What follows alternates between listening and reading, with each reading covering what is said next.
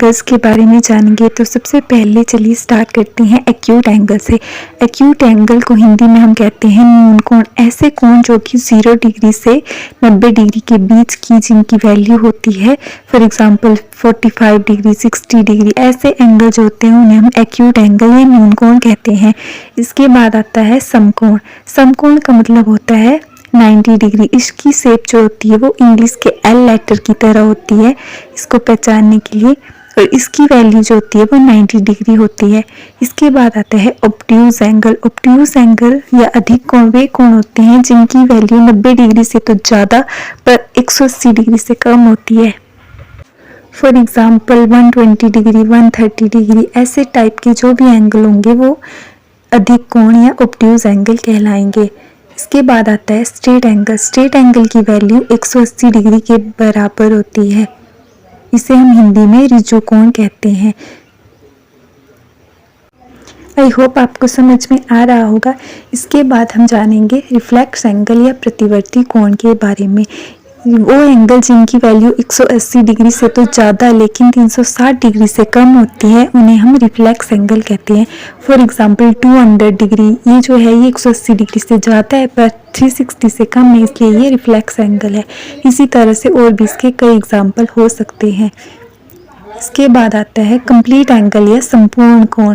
जब एक हम फुल रोटेशन को कंप्लीट कर लेते हैं तब हमारा कोण जो होता है वो 360 डिग्री आ जाता है। जैसे घड़ी की सुइयां भी जब पूरा एक कंप्लीट रोटेशन कर लेती हैं तो वो 360 डिग्री का एंगल बनाती हैं।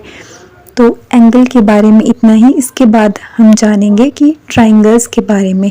तो चलिए स्टार्ट करते हैं ट्राइंगल्स के बारे में।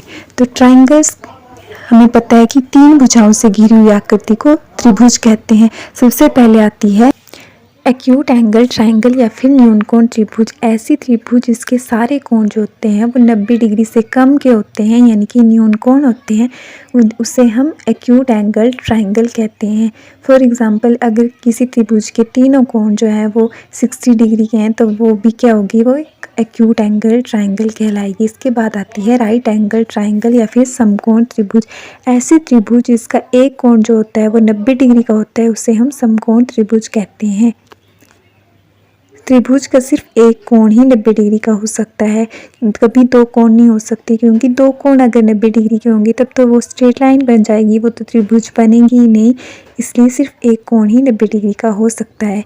इसके बाद आती है ऑब्ट्यूज एंगल ट्राइंगल या फिर अधिक कोण त्रिभुज। ऐसी त्रिभुज जिसका एक कोण 90 डिग्री से तो ज़्यादा लेकिन 180 डिग्री से कम का होता है उसे हम अधिक कोण त्रिभुज कहते हैं। इसके अलावा भी हम त्रिभुजों को अलग तरीके से बांट सकते हैं, जैसे कि इक्विलेटरल ट्राइंगल या फिर समबाहु त्रिभुज। ऐसी त्रिभुज जिसकी सारी भुजाएं बराबर होती हैं और सारे कोण भी बराबर होते हैं उसे हम इक्विलेटरल ट्राइंगल कहते हैं। अब सारे कोण बराबर होंगे तो एक कोण 60 डिग्री का ही हो सकता है, क्योंकि हमें पता है कि त्रिभुज के तीनों कोणों का योग जो होता है वो 180 होता है। तो इसलिए 180 को जब हम 3 से डिवाइड करते हैं तो हमारे पास 60 आता है। इसलिए जो इक्विलेटरल ट्राइंगल का 1 एंगल होता है वो 60 डिग्री का होता है। इसके बाद आती है आइसोसेलेस ट्राइंगल या फिर समद्विबाहु त्रिभुज। द्वि का हमारा मतलब है 2।